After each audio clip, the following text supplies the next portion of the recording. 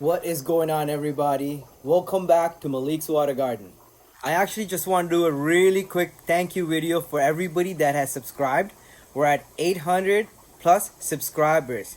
At the time I was filming this, it was at 797 or whatever. So I figured I'm gonna make the video because every single time I decide to make a thank you video, the subscriber count goes way past because it's growing so fast. Every day I get about 10-12 new subscribers. I was at 700 subscribers less than a week ago. So the channel is growing really fast, and that is because of you guys. So I just want to say thank you so much for that, and just do a really quick walk around the fish room and give you guys an update on what is to come in the coming weeks.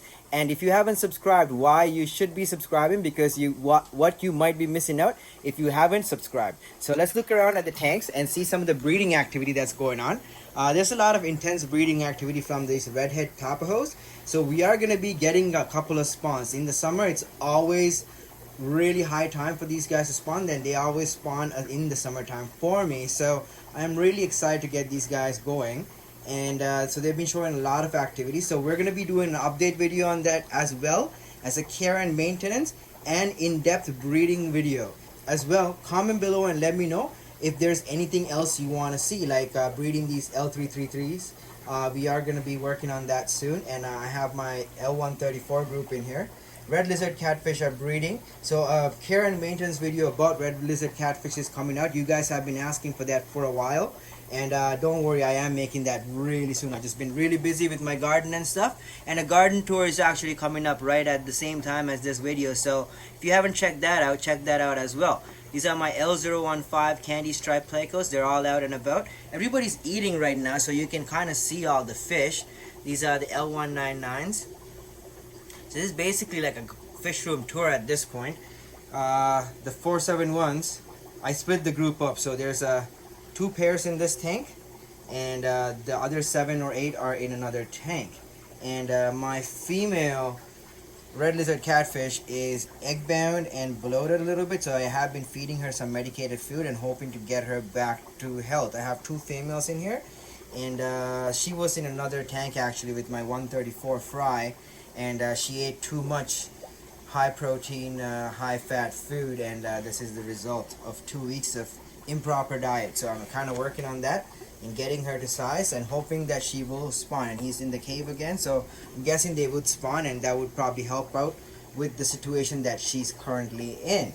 So these guys are still in quarantine. These are the L201s, Hypancestor species, as well as the L239 berry ancestors. So those guys are all there. I need to split that group up. More 134 growouts. Zebra Pleco tank. This needs to get split up, this group, into at least 2 groups or 3, because they are, I believe the reason they're not spawning is because there's not enough caves for the right size. As well, there's too much fish in this tank. It's definitely the caves, I think that's the issue, because all the caves that were supposed to be in here have been cannibalized for these other tanks, like this cave here, the little gray one in the middle, the beige colored one, and then this one here, all in the Zebra Pleco tank. And I see all the Zebra Pleco caves got moved out. So I think that's one of the reasons. So I'm going to put them back their caves and get them going. So my remaining pseudo hand-me-down Apitanos, an update video on these guys are coming up soon, so subscribe if you haven't, and hit that notification icon so you get updated when that happens as well. This tank is getting redone. All the shrimp in here are going to be moved. There's some really nice shrimp in here, so I'm going to be making an update video on those as well.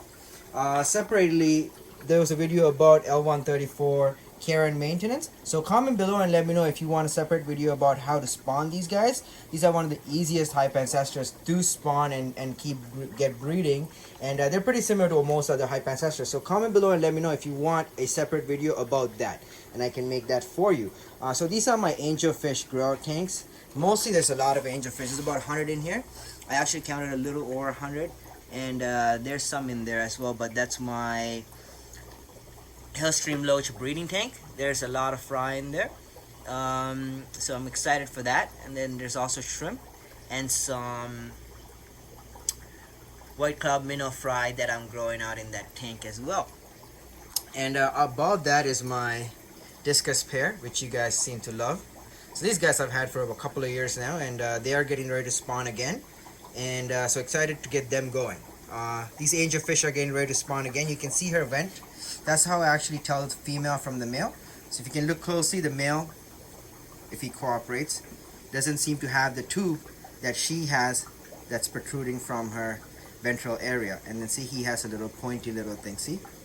So that's how you can tell males and females apart.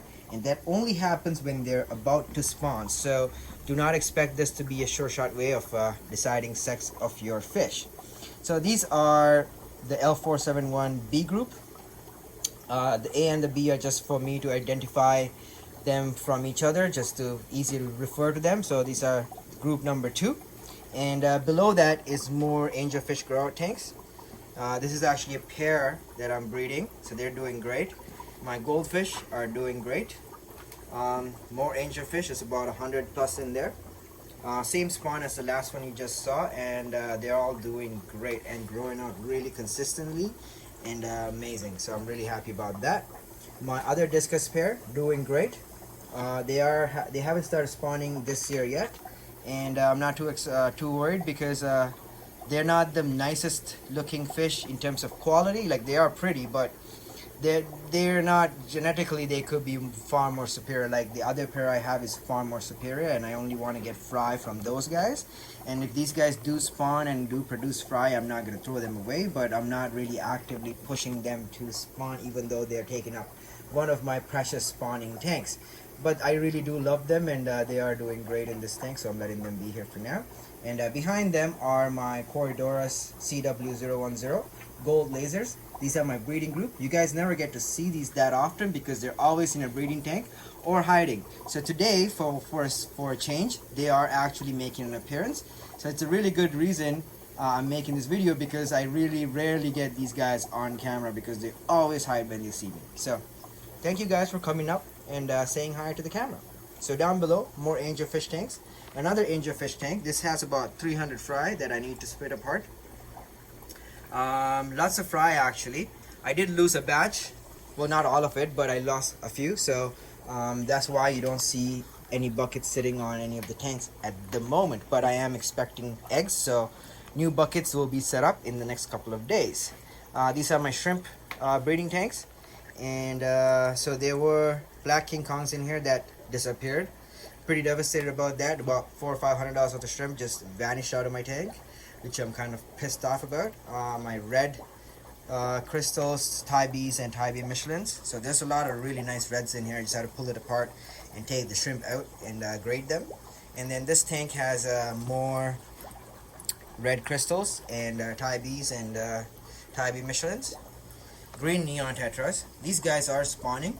I am seeing fry the odd time, and but they're not spawning to the level where I'm getting a large school. So they're always giving me 1 or 2 fry here and there.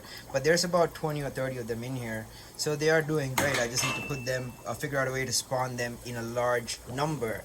These tanks are in a pH range of 4.5 ish.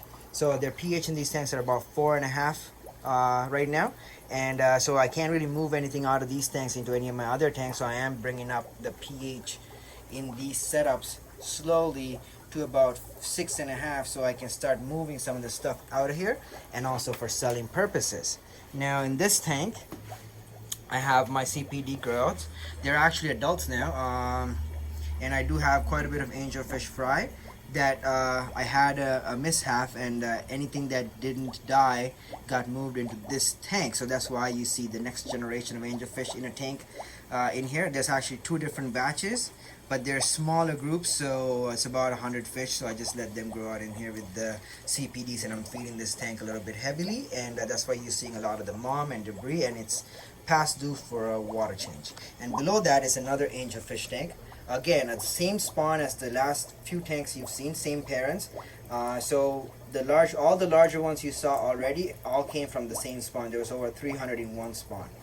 So these guys are some of the nicer ones that I selected to grow out.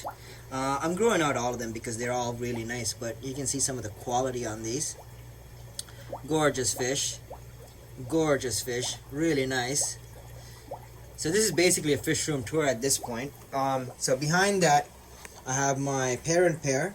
So her tail got bit off by Liatacara Dosinger that was in here. I just removed him. I'm so pissed off because her tail was twice the size of what it is now, and she'll recover.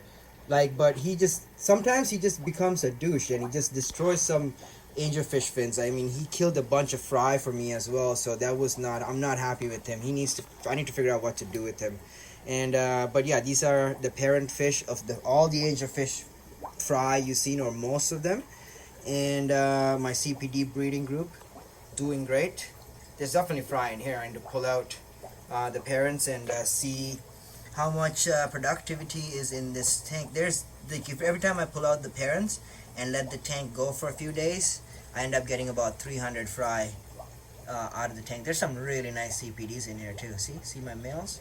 Really nice, really high quality. I've had this colony for about 4 years now.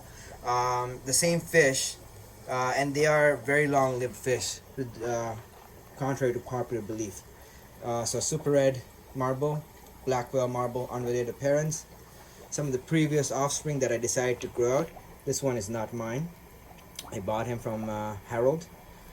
Big ups to Harold Slater, who is the manager at Tails and Scales, for selling me this fish. He saved me this fish because he thought it had really good red. It does.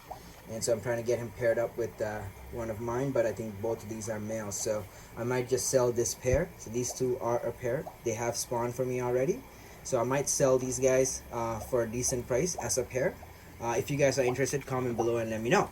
On this side, I have my shrimp tanks. There was a little bit of a planaria issue on this tank here. I did lose some shrimp, but I did put these white cloud minnows, which ended up taking care of most of the planaria. So the shrimp are recovering, and they are coming down from the bush and doing well. This tank I did harvest already. You guys probably saw the video. And there's a lot of Caradinas in here, mostly Michelins and Tybes, and so fancy red tigers and stuff like that. There's a lot of red shrimp in here, and I just fed them, so all you seeing that stuff on the bottom is food, and they eat quite heavily. And my breeding group of Pygmaeus corridoras are in here as well. There's quite a large group of them. You can see them swimming about, but the water is murky, and I'm not too concerned about that type of stuff because these are all breeding tanks. But I am gonna reset this and replant it and make it look nice again for you guys before the full fish room tour, which is coming out shortly in the next couple of weeks. So essentially you got to see almost all the tanks that's in this room. There's about 5 or 6 tanks that didn't really have anything, or that were like in the middle of something going on in them. There's no fish in them, so I didn't really show, but you did get to see most of the tanks in this room, as well as all the fish that is in this side of the facility. A full fish room tour is coming up, so stay tuned and subscribe if you haven't. Thank you so much, everybody. And 800 of you guys have subscribed, which is amazing. I'm almost at 1,000, and I have over 4,000 watch time hours this year alone. So as soon as we have 1,000 subscribers, this channel can be monetized, so please help me out and subscribe down below, because I really want to get to 1,000 subscribers so I can monetize and make some of that ad revenue from the ads that they are already playing on my videos.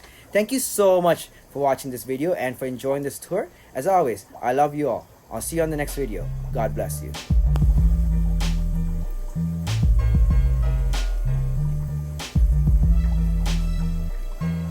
Gorgeous fish. I really love these guys. Gorgeous and super friendly.